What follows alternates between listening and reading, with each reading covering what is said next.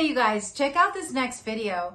Candace Owens is a guest in the Dr. Phil show, and she makes a comment that shocks Dr. Phil's audience after she was asked a particular question. Check out what happened. Candace, are we compromising standards if we do that because we haven't fixed the problem down the line? That's correct. It is, the policies are harmful also to the people that they purport to help. And we have all of the evidence there to look at. When you artificially place a Black American into a school in which they do not belong based on their knowledge, doesn't mean that they go on to get A's. In fact, there was a Black adjunct professor, you guys have definitely heard of him, Dr. Thomas Sowell, who was teaching at Cornell University, and he found that the majority of the Black American students that were there were on academic probation. Now, these students were some of the smartest in the nation, but because they were artificially placed amongst their peers at Cornell University, they were failing on academic probation.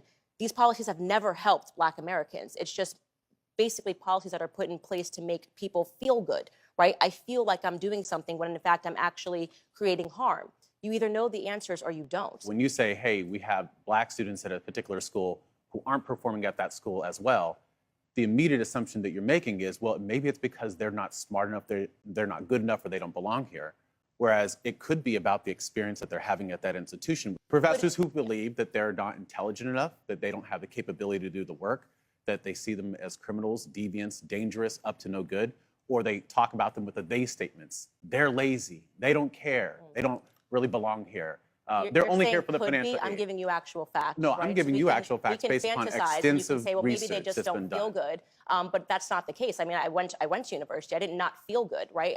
I didn't pull the best grades in high school, probably got into a better university than I should have gotten into based on my performance in high school. It wasn't because of my feelings. It's because I wasn't focused on it. And that, we're talking about a cultural problem, what's going on back at home, as was in my circumstance. And none of that is because of institutionalized policy.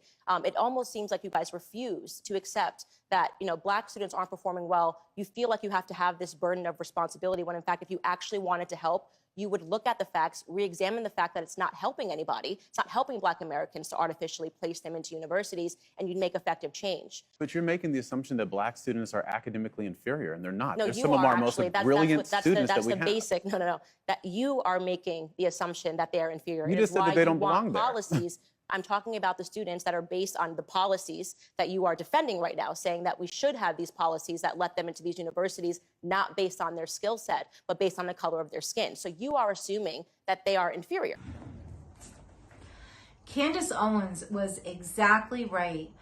When you start to place students into college just because of the color of their skin to check a box off, and not because of academically how they're doing in school, to be able to excel and do well in college or in that particular level of college. And when she explained that, I totally understood what she was saying. She was not saying that Black people are dumb and stupid or can't excel or as this guy was suggesting that Candace was trying to claim. She didn't say, and he said that. He said that because he pushes a narrative that wants minorities and Black people to always feel to be the victim or always to feel unfair, right? Candace was saying is that when you remove merits and how they scored or how they did in high school and you bring them into college because of the color of their skin, they're going to be challenged. I can say from firsthand, when I was looking into colleges, my stepfather wanted me to go and apply to Harvard.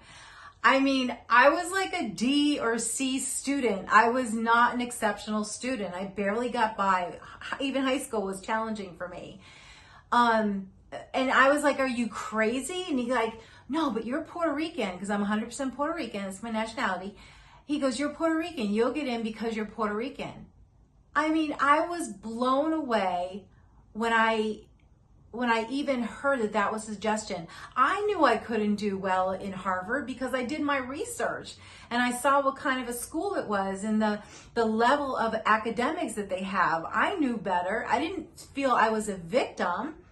I made sure I looked at colleges that were going to support my level and support me as a student as to who I was and how I was academically, not because of the color of my skin. So Candace was spot on, and this guy is just continually to push the victim narrative that Black people can't make it in the world because of the color of their skin. No, that's exactly what she was not saying.